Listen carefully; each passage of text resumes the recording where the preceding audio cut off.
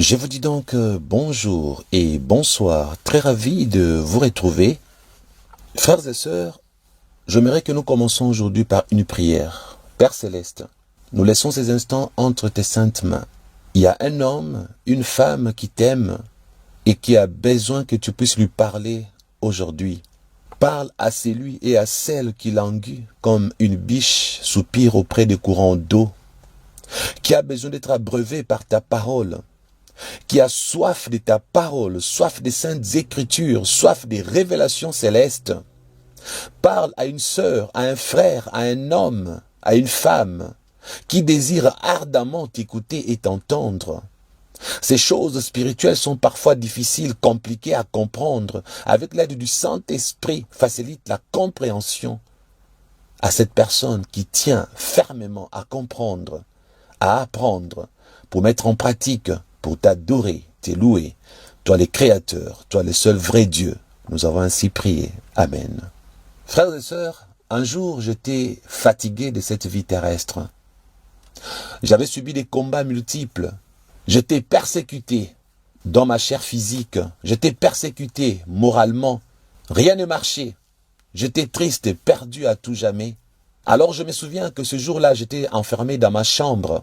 J'ai prié et j'ai dit, Seigneur, s'il te plaît, je suis fatigué. J'ai hâte de venir dans ton royaume. Père Céleste, prends mon âme. Je ne veux pas continuer. Je n'ai plus la force. Prends-moi, Père Céleste.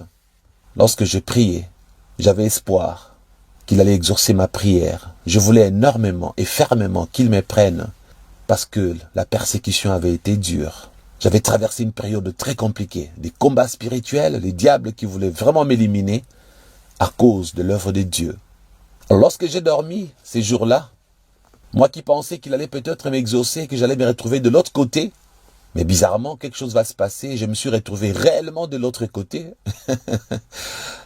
Mais c'était dur parce que je me suis retrouvé de l'autre côté et le Seigneur m'a fait voir des choses. Il m'a montré certaines réalités spirituelles. Grand était mon désarroi parce qu'au lieu de me prendre pour que je quitte ce monde, que je me repose dans son royaume, il l'a fait pour me montrer des événements qui vont se passer dans ce monde, les futurs. Il a fait pour me montrer ce qui s'est fait dans le présent. Il a fait pour me montrer les séjours de mort et ceux qui vont dans les séjours de mort et qui souffrent énormément, pour me montrer la minorité de ceux qui seront sauvés. Et lorsque j'ai vu ces choses, je peux vous rassurer que l'envie de quitter le monde, je n'en avais plus. Parce qu'il me dira, Christian, tu dois rentrer là-bas. Il y a un grand travail qui doit se faire. J'ai dit, ouh, Seigneur, c'est dur ce travail. Que c'est compliqué d'aller transmettre à ces gens incrédules. Que c'est compliqué d'aller dire ces choses à ces mondes qui n'a pas vu, qui n'a pas entendu. Avant moi, il y a eu des hommes et femmes qui ont vu le séjour de mort. Avant moi, il y a eu des hommes et femmes qui ont vu le royaume des cieux. Seigneur, ces révélations que tu me montres, beaucoup de gens l'ont déjà vu. Seigneur, ces choses que tu me montres, bon nombre de serviteurs de Dieu en ont déjà parlé. Que leur dirais-je de nouveau? Qu'est-ce que je leur dirai qu'ils n'ont jamais entendu? Qu'est-ce que j'ai vu que d'autres n'ont point vu? Mais je peux vous rassurer, frères et sœurs, le Seigneur m'avait donné tellement la paix du cœur. Il m'a dit, Christian, chacun a une grâce différente. Ces choses que je te montre, lorsque tu vas en parler, il y aura toujours quelqu'un qui sera touché. Et la mission n'est pas de gagner forcément tout le monde. Parce que le Seigneur m'a dit que quand vous prêchez, vous gagnez tout le monde au fait. Parce que même ceux qui ne croiront pas seront gagnés pour le jugement. Et celui qui croira sera gagné pour la vie éternelle. Le Seigneur m'a fait comprendre qu'il y a toujours un reste fidèle. Que parmi ceux que nous croyons qui n'écoutent pas, parmi ceux que nous pensons qui ne croient pas, le Seigneur m'a fait comprendre qu'il y a une minorité qui lui appartient, qui croit en ces choses. Et c'est à cette minorité que j'adresse les messages d'aujourd'hui. Toi la minorité qui aime la parole de Dieu, toi la minorité qui languit comme une biche soupire auprès des courants d'eau, toi la minorité qui cherche les révélations, toi la minorité qui croit fermement aux choses spirituelles, ces messages est pour toi. Je vais vous faire des révélations sur la vie après la mort. Le but de ces témoignages est de vous partager les multiples révélations que j'avais reçues lorsque le Seigneur Jésus-Christ m'a paru dès les bas âges. Mais encore mieux lorsque j'ai demandé la mort et qui m'a fait voir l'au-delà et les réalités de l'au-delà et le sort de celui qui meurt dans le péché. Frères et sœurs, il y a une vie après la mort. Que tu le croies ou que tu ne le croies pas. Le séjour des morts est une réalité. Le diable est une réalité. Beaucoup de gens jouent avec leur éternité en refusant de se soumettre à Dieu pour vivre la vraie vie chrétienne. Je veux leur faire des révélations pour qu'ils découvrent ce qui les attend après la mort. Lorsqu'un païen ou faux chrétien meurt, frères et sœurs, sachez une chose, il va être conscient de ce qui lui arrive. Il verra son âme se séparer de son corps, ou je dirais, il verra son esprit se séparer de son corps. Son esprit sera tout près du corps et il ne sera pas très conscient de la réalité de sa mort physique. Cela dépend d'une personne à une autre. Certains se mettent à crier en courant partout pour essayer de communiquer avec le vivant qui sont autour d'eux. D'autres se concentrent un tout petit peu en essayant d'aller toucher leur corps alité sur un lit. Et en essayant, ils constatent la transparence d'un corps translucide qui passe à travers un corps humain sans arriver à les toucher. C'est alors qu'ils réalisent enfin qu'ils sont réellement morts, parce que il arrive à voir son corps physique, il arrive à regarder un autre corps translucide qui essaye de toucher le corps physique. Il se retrouve donc à l'extérieur de son corps matériel. Et là, la conscience commence à venir. Mais tiens, qu'est-ce qui m'arrive? Suis-je mort? Et lorsque l'esprit commence à courir de gauche à droite, criant, parlant vivant, qui semble ne pas entendre, ne pas comprendre, ne pas voir cette personne qui vient de quitter son corps, alors que la personne s'est dit, mais tiens, ils ne me voient pas, ils ne m'entendent pas, c'est que je suis réellement mort. La majorité des païens et faux chrétiens ont tendance directement de commencer à prier en invoquant Jésus, en demandant leur résurrection. Jésus, où es-tu? Seigneur Jésus, regarde ce qui m'arrive. Jésus, pardonne-moi. Jésus, viens à mon secours. C'est ce que font les faux chrétiens et les païens qui meurent dans leur péché. Sur les champs, ils croient leur résurrection possible, frères et sœurs. C'est ce que Dieu m'a montré. C'est ce que le Seigneur Jésus-Christ m'a montré, la vie après la mort. Quand quelqu'un meurt dans le péché, il continue à croire qu'il y a encore possibilité du salut pour lui. Quand quelqu'un, un faux chrétien meurt, il crie Jésus, Jésus, où es-tu? Viens. Il pense qu'il est encore possible pour lui d'être sauvé. Certains prennent du temps avant d'accepter réellement qu'ils sont morts. Ils pensent faire un cauchemar de mauvais goût. Toutefois, plus le temps passe, plus ils se rendent compte de la gravité de la situation. J'aimerais souligner que dès l'instant où le trépassé devient conscient de son état, il se met à pleurer comme jamais il n'avait pleuré lorsqu'il était vivant sur terre, frères et sœurs. En Afrique, on dit toujours que les hommes ne pleurent pas facilement. Mais après la mort sans Christ, homme ou femme, le pleurs devient obligatoire au point de le faire sans se gêner. Vous verrez un esprit en train de pleurer. C'était un homme lorsqu'il était vivant sur la terre. Pleurez amèrement, détrompez-vous, même les hommes pleurent. Si vous ne les avez jamais vus pleurer sur terre, lorsque Dieu vous montre après leur mort la manière qu'ils pleurent, c'est une scène macabre, c'est une scène désastreuse, c'est une scène horrible, pittoresque. Ça fait pitié, ça fait mal de le voir. Les décédés pleurent terriblement. Ils pleurent plus que même le vivant de sa famille ou ses proches qui les pleurent. Il a envie de vous dire, arrêtez de me pleurer, parce que je me pleure moi-même, que c'est dur. Vous ne savez pas ce qui m'arrive. Vous ne savez pas la souffrance qui est mienne. Parce que ce qu'il voit en face de lui, les choses qu'il voit après sa mort sont horribles, frères et sœurs. Pour ceux qui sont morts dans les hôpitaux ou dans des accidents, des circulations où il y a eu plusieurs morts, ils arrivent à voir autour d'eux les autres morts qui viennent de subir le même sort. Mais j'aimerais préciser ici qu'ils ne voient que les morts pécheurs qui sont morts sans Jésus-Christ. Celui qui est mort dans le péché ne voit pas celui qui est mort dans la sanctification ou dans la sainteté. Parce que leurs sorts sont différents. Après la mort, les choses ne se passent pas de la même manière pour celui qui meurt dans le péché et celui qui meurt avec Christ. Ceux qui meurent en Christ, les choses se passent différemment pour eux. Si j'ai le temps, ou si j'aurai le temps, je vous en parlerai dans un autre enseignement. Mais aujourd'hui, je vous parle de ce que le Seigneur m'a montré, la vie après la mort pour ceux qui meurent dans le péché, frères et sœurs. Un détail que j'aimerais ajouter ici est celui-ci. Lorsqu'on n'a pas connu une mort naturelle, on expérimente une mort tout à fait différente de celle qui expérimente une mort naturelle. Je disais donc un détail que j'aimerais ajouter ici est celui-ci. Lorsqu'on n'a pas connu une mort naturelle, on expérimente une mort tout à fait différente avec celui ou celle qui expérimente une mort naturelle. La mort naturelle est celle qui survient sans intervention du diable. La mort surnaturelle est celle qu'octroient les diables et quelquefois Dieu. Ceux qui meurent naturellement meurent à la date fixée par Dieu. Mais ceux que les diables tuent ne meurent pas à la date fixée par Dieu. Leurs pèlerinages terrestres sont interrompus par les diables. Comment les diables les tuent-ils? C'est en utilisant les sorciers, magiciens, marabouts ou tout autre sataniste, voire même un homme qui n'est pas sataniste, un assassin, est aussi utilisé par les diables pour donner la mort. Avant d'aller loin, j'aimerais aussi signaler ceci. Sachez que le diable n'a pas le droit de tuer qui il veut, ni quand il veut, peu importe l'état d'âme de la personne.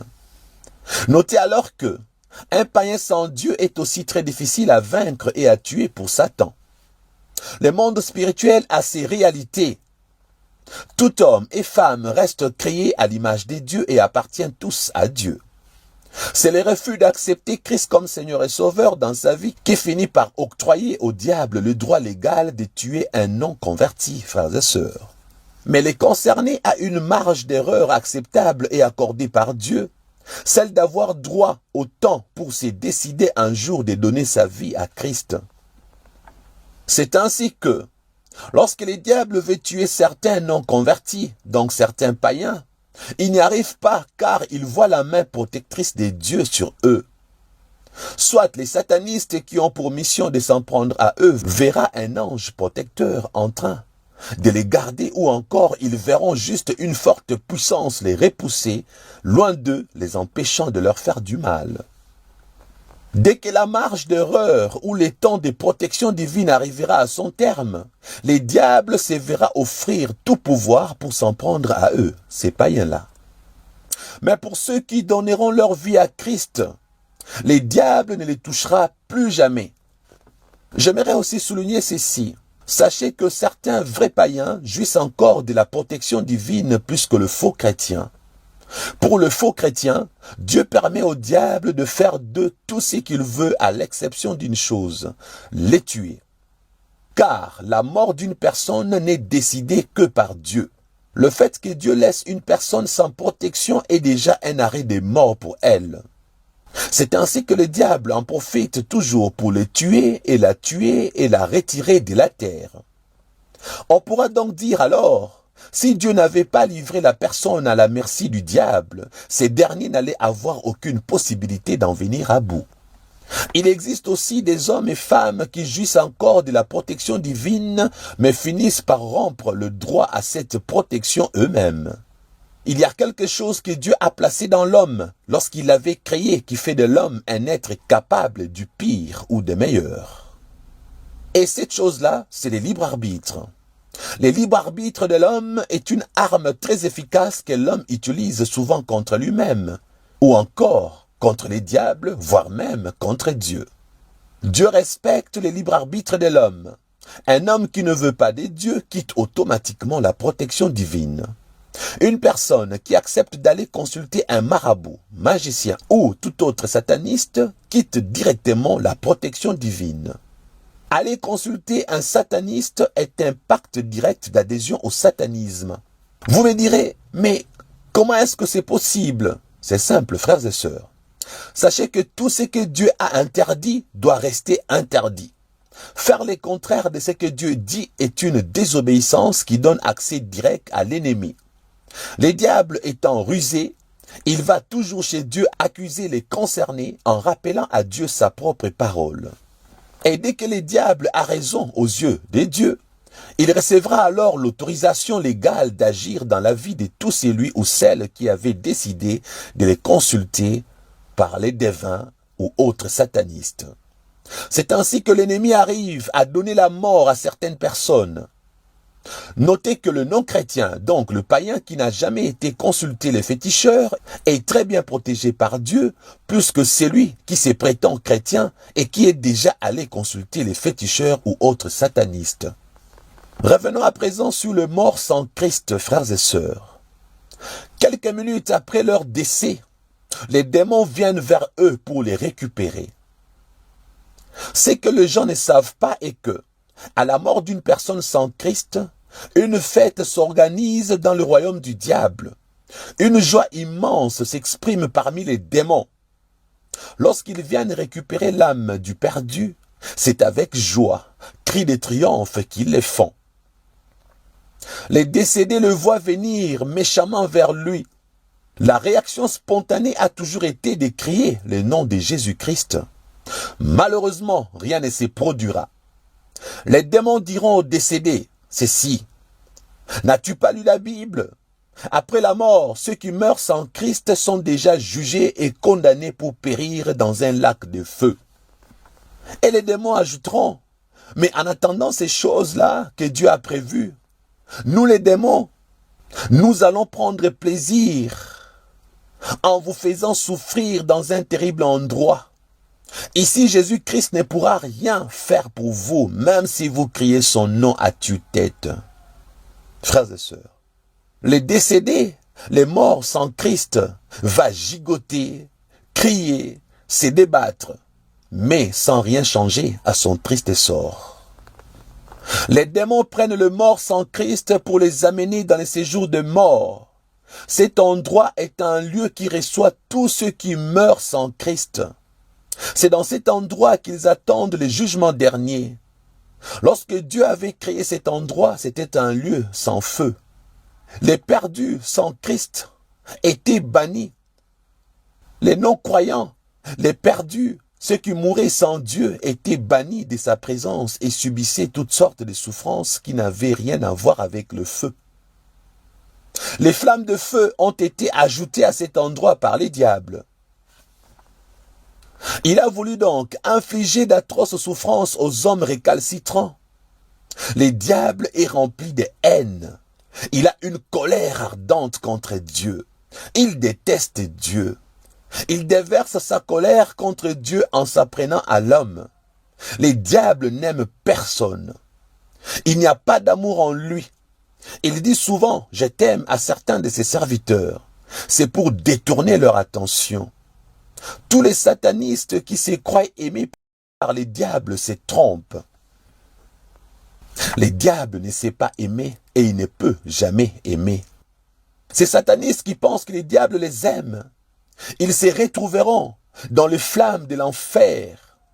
Ils se retrouveront dans les flammes de feu, dans le séjour de mort, là où les diables leur montraient la souffrance des autres. Ils se retrouveront également là-bas, comme tout le monde. Vous satanistes qui connaissez les souffrances qu'il y a dans les séjours de mort, sachez que les mêmes souffrances vous attendent. Le diable vous enverra là-bas. Il vous ment que vous allez régner avec lui. Le diable leur a promis de régner avec lui après leur mort ou bien de se réincarner. Il a menti. Il n'existe aucune vérité en lui. Je disais donc que le séjour de mort est aujourd'hui un endroit contenant des flammes de feu. C'est devenu l'endroit le plus aimé du diable qu'il utilise pour octroyer d'énormes souffrances aux hommes. Quelquefois, il utilise cet endroit pour punir aussi ses démons. Oui, le diable est très méchant. Il punit même certains de ses démons, des bas rangs. Lorsque les démons amènent les âmes perdues à cet endroit, ces âmes sont soumises à des atroces souffrances, frères et sœurs. Lorsque Dieu m'a fait voir et entendre les cris de ceux qui meurent sans Christ, je peux vous rassurer que c'est douloureux à entendre, c'est difficile à supporter. Dieu a prévu un lac de feu pour Satan et ses démons. Mais en attendant, les diables s'amusent dans le séjour de mort à faire souffrir les hommes qui y vont. Dieu n'a jamais créé un endroit de souffrance pour l'homme. La sentence divine est que ne suivra les diables dans le lac de feu que tout celui ou celle qui l'aura servi. Vivre dans le péché, c'est servir les diables. Accepter de faire la volonté du diable transforme l'homme en démon. Pour Dieu, tout homme qui meurt dans le péché est considéré comme un démon. C'est pour les démons et les diables que Dieu avait créé les lacs de feu. Et Dieu attend le jugement dernier pour ouvrir les lacs de feu, pour y précipiter les diables et ses démons, ainsi que tous les hommes qui mourront dans le péché et qui auront servi les diables. Les diables a compartimenté les séjours de mort. Il y a des endroits où les flammes de feu sont plus grandes.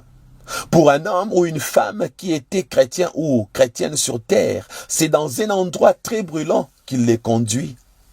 J'aimerais aussi que vous sachiez une chose. En dehors de ces jours de mort, il n'existe aucun autre endroit.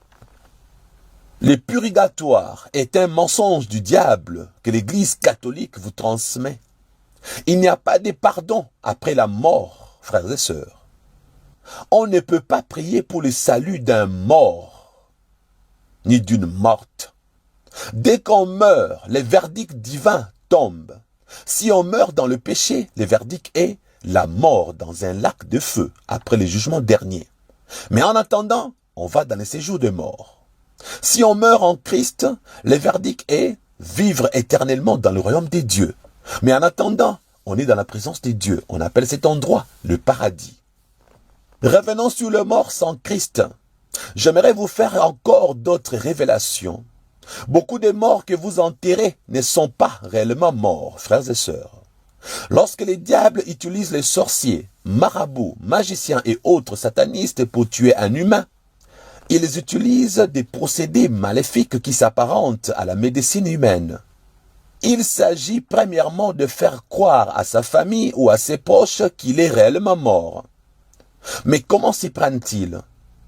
Ils vont l'endormir comme on endort une personne avec l'anesthésie à l'hôpital. Une fois l'anesthésie satanique utilisée, le corps de l'individu va cesser de respirer. Son cœur sera déplacé pour vous éviter d'entendre les battements. À vrai dire, la personne est toujours vivante. Mais devant vous, elle apparaît morte. Vous allez l'amener à la morgue. Ceux de la morgue peuvent même procéder à l'embaumement. Ses viscères peuvent même être retirés. Comment est-ce que c'est possible tout ça, frères et sœurs? Pour les Congolais de Kinshasa, j'aimerais leur rappeler les catcheurs Edingwe. Ces derniers, en plein combat de catch, il arrivait à hypnotiser ses adversaires et à les éventrer devant un grand public pour ensuite lécher son sang ou manger ses viscères devant tout le monde. Il l'a fait même en Europe. Il a été chassé lorsqu'il a fait ces choses en Europe, où il tuait ses adversaires en plein ring et ensuite éventrait ses adversaires. Le sang giclait de partout et il se mettait à sucer leur sang comme un vampire et à manger les viscères. Les catcheurs Edingwe, je sais que vous qui les connaissez, vous avez déjà vu ça à la télé ou encore sur place lorsqu'il a eu à faire ces choses. Ensuite, le même catcheur Edingwe, il effectuait quelques formules magiques pour ramener à la vie la personne qu'il avait tuée dans les rings. Ébahis, ceux qui suivaient en direct à la télé ou ceux qui étaient sur place se posaient des questions du genre. Comment est-ce que c'est possible? Edingwe arrive à tuer les gens en plein ring et en plus à sucer leur sang, à boire leur sang, à manger leurs viscères et à les ramener à la vie, frères et sœurs. Edingwe le faisait devant tout le monde, devant les caméras de télévision. Pour ceux qui ne sont pas du pays, RDC, Congo, pour ceux qui ne sont pas du Congo, ex-Zaïre, eux, ils peuvent ne pas croire. Mais pour vous qui êtes du Zaïre aujourd'hui, République démocratique du Congo, qui est en train de suivre cette vidéo, cet enseignement, laissez votre commentaire pour approuver et dire à ceux qui ne croient pas que vous aussi vous avez vu, parce que ça passait à la télé dans notre pays, n'est-ce pas? J'aimerais vous dire que c'est la même technique qui est utilisée chez les autres satanistes pour tuer de façon maléfique. Les viscères que retire le croque-mort sont des faux viscères. À la morgue, les intestins, l'estomac, les cœurs, tout ce qui est de l'intérieur qu'on sort à la morgue ne sont que de faux. Les véritables viscères ont été déplacés avec des pouvoirs magiques sataniques. Celui qui est à la morgue, le médecin, légiste, croit réellement manipuler le vrai cadavre du décédé. Ce n'est qu'un corps de substitution qu'il a en face de lui. Le vrai corps est gardé et protégé par ceux qui vous font croire qu'il est réellement mort.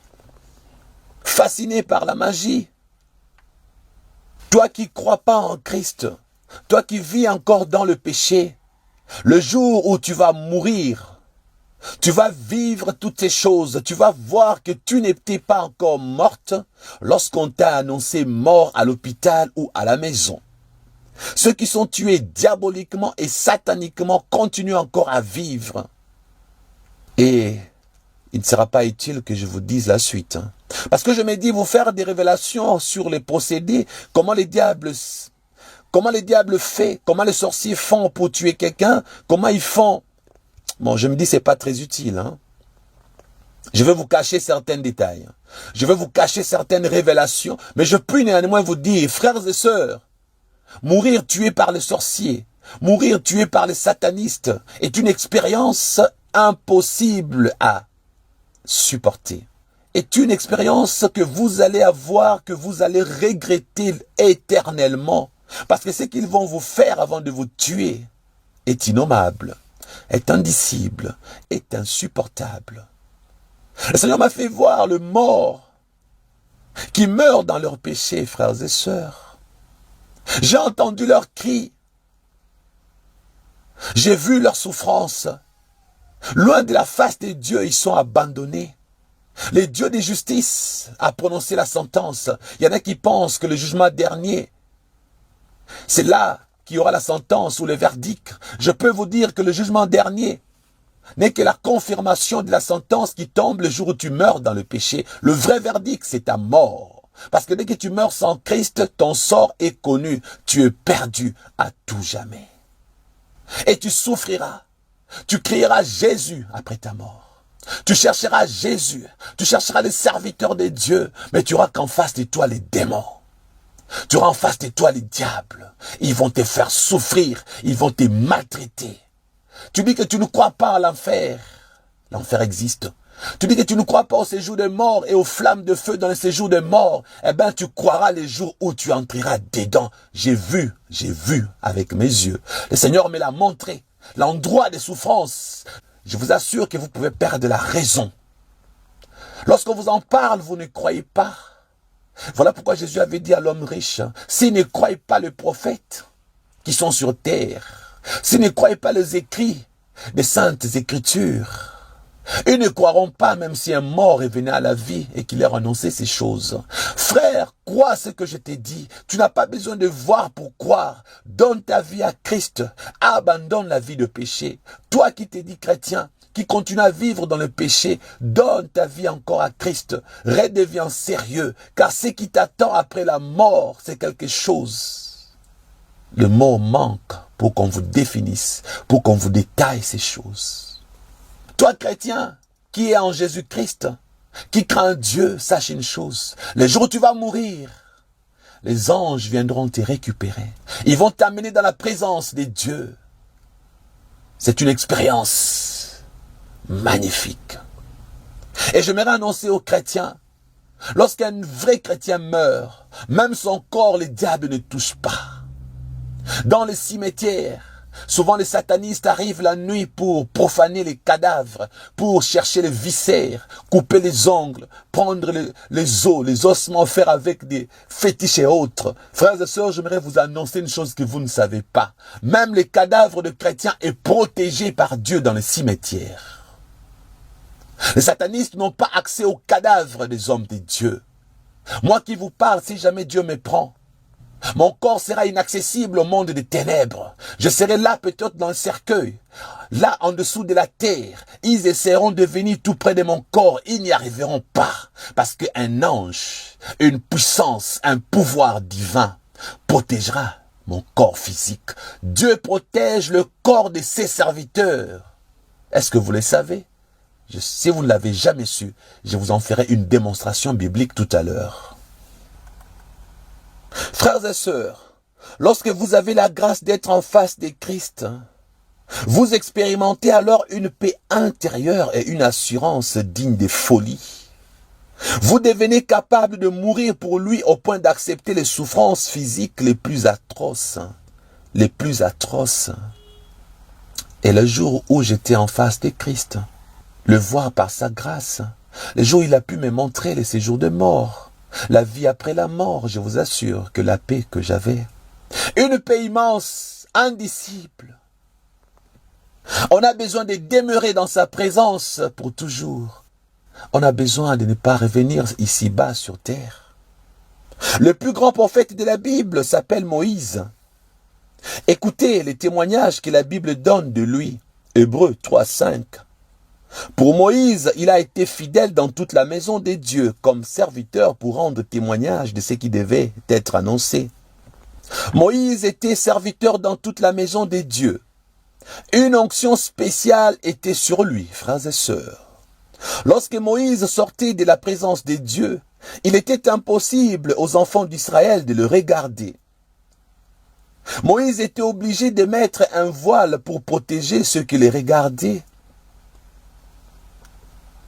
Il mettait un voile sur son visage. Dans 2 Corinthiens 3:13, la Bible dit « Et nous ne faisons pas comme Moïse qui mettait un voile sur son visage pour que les fils d'Israël ne fixassent pas les regards sur la fin de ce qui était passager. » Et lorsque Moïse meurt, le diable se précipita pour récupérer son corps. Mes frères et sœurs, posez-vous la question, pourquoi en avait-il besoin? Pourquoi le diable voulait-il le corps de Moïse? La réponse est simple. C'était pour en extraire des morceaux et fabriquer de puissantes fétiches. C'était pour en extraire des morceaux et fabriquer des gris-gris puissants. Et Dieu, pour faire échouer ses plans, enverra l'archange Michael récupérer le corps de Moïse et l'enterrer sur un endroit qui sera inconnu au diable et à ses démons. Dans cette révélation, ce qui me fascine, c'est la réaction de l'archange Michael. Il dit au diable, que l'Éternel te réprime. Lisons Jude, verset 9.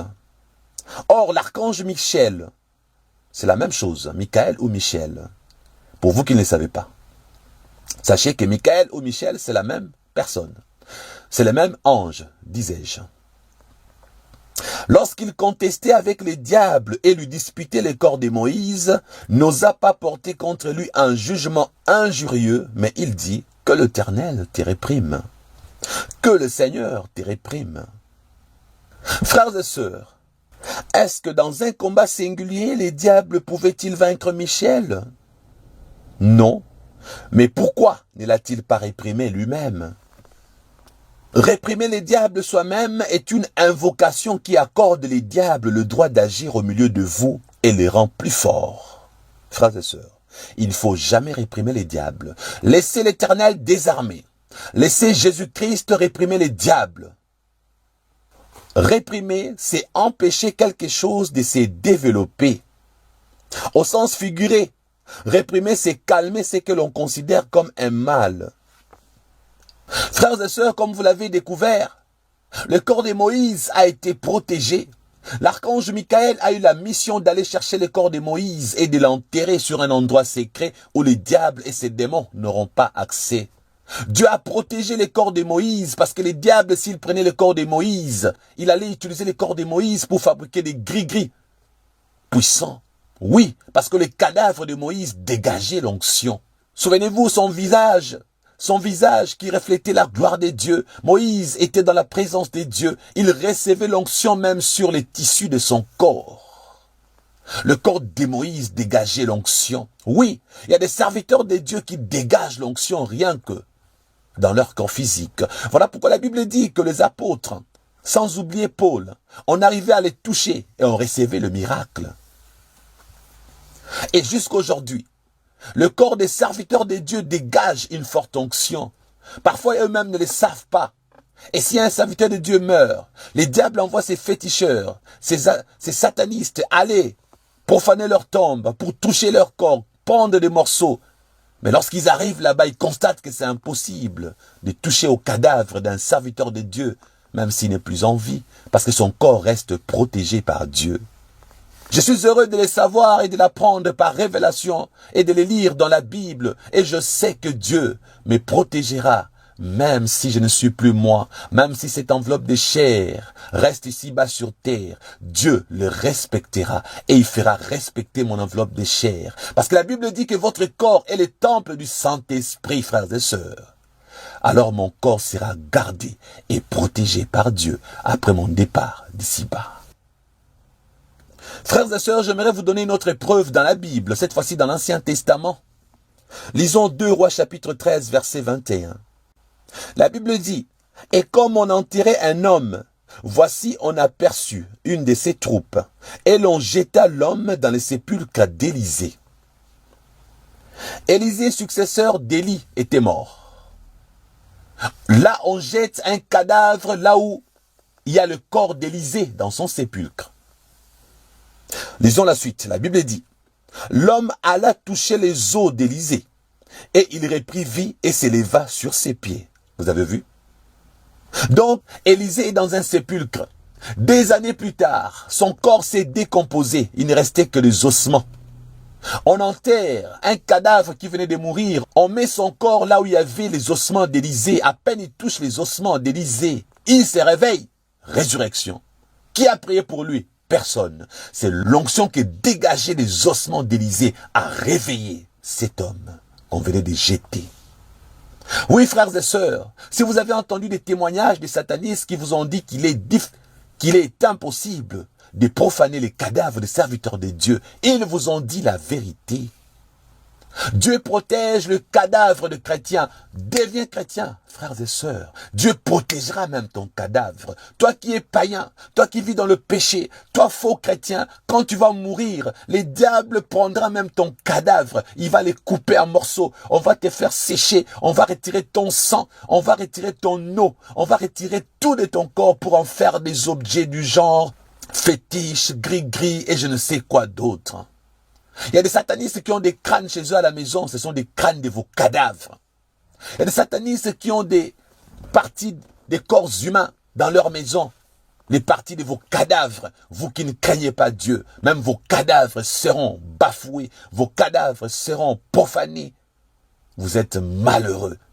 L'âme est tourmentée d'un séjour de mort. Le corps est profané sur la terre. Quel avantage il y a à être un païen? Quel avantage il y a à vivre dans le péché? Il n'y a rien de bon loin de Dieu, frères et sœurs. Il n'y a rien de bon loin de la présence de Dieu. Répands-toi de tes péchés. Crains Dieu. Vis dans la sanctification, car Dieu te réserve le meilleur. La Bible dit d'ailleurs, celui qui croit en moi vivra quand bien même il serait mort. Vos cadavres seront protégés. Les cadavres des enfants de Dieu sont protégés. Dieu est bon. Il prend soin de ses enfants comme personne ne peut prendre soin. Il nous donne que les meilleurs. Il y a tout en Dieu.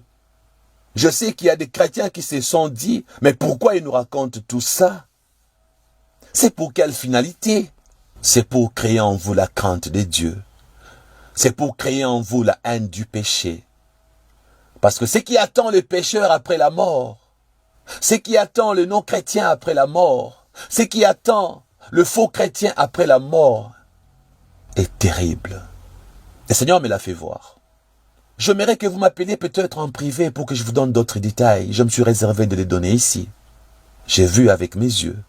ce qui arrive après la mort. J'ai entendu avec mes oreilles le cri de ceux qui sont perdus. J'ai vu des choses. La vie après la mort. Je dirais la mort après la mort pour ceux qui n'ont pas Christ. Il n'y a pas de vie, c'est la mort.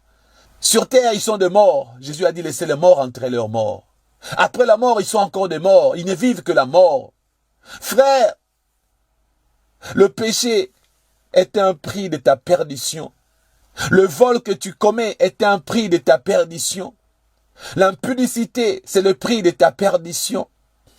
Le mensonge, l'orgueil, la médisance, la sorcellerie, le péché, toutes ces choses, le salaire, c'est la mort. L'on ne vous a pas bien prêché, je vous assure. Lorsque vous allez dans un deuil pleurer, si on vous ouvrait les yeux que vous puissiez voir ce qui se passe, vous allez vous repentir sur le champ, je vous assure, par crainte et par peur. Parce que ce qui se passe après la mort pour les perdus est terrible. Je pense que je n'ai plus rien à dire. Je m'arrête là. C'est vrai, je n'ai pas respecté l'exégèse, l'homilétique, tout ça. Oui, pour vous les théologiens, je sais. Mais je peux vous rassurer que je ne peux pas trouver le mot pour vous dire ce que j'ai pu voir après la mort. Le Seigneur me l'a montré.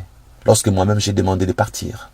Il m'a dit, Christian, regarde ce qui se passe après la mort. Regarde le péché, regarde. Je dis à Dieu, alors je te consacre le reste de ma vie. Laisse-moi vivre jusqu'au jour où tu voudras que je quitte. Laisse-moi te servir pour essayer de gagner même une seule personne. Frères et sœurs, j'ai besoin de gagner même une seule personne pour lui éviter la perdition éternelle, pour lui éviter les flammes de feu qui sont dans ces jours de mort, pour lui éviter les lacs de feu après le jugement dernier. J'ai besoin d'une seule personne, s'il te plaît, frère, sœur. Toi qui continues avec le péché, appelle-moi, je vais prier pour toi, je vais te prêcher, je vais t'encadrer, je vais te transmettre la haine du péché et la crainte de l'éternel. Une seule personne, pas deux, pas trois, même toi seul.